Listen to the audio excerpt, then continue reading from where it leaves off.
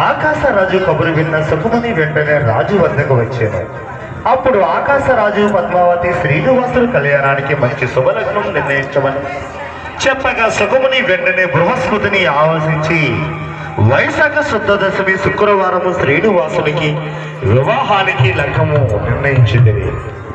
శ్రీనివాసునికి శుభలేఖ అందించాను.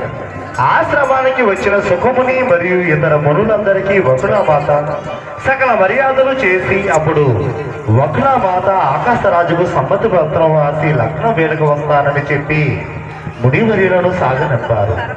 శ్రీనివాసుని పెళ్లి వార్త విని నారదుడు రాగా అప్పుడు శ్రీనివాసుని పెళ్లి అనగా మాటలు కాదు, అనగా ముల్లోకాలకు పండుగే కదా, నీవు అడిగితే కాదనేది ఎవరూ లేరని నారదుడు జయును చెప్పాను.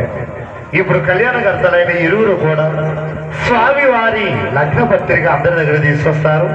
మరి చక్కగా ఆ లగ్న పత్రికను కళ్ళునకు అందుకొని గోవింద గోవింద అనుకుంటూ స్వామి వారిని స్మరణ చేసుకుంటారని మరి మరి ప్రార్థిస్తూ ఓం నమో వెంకటేశాయ.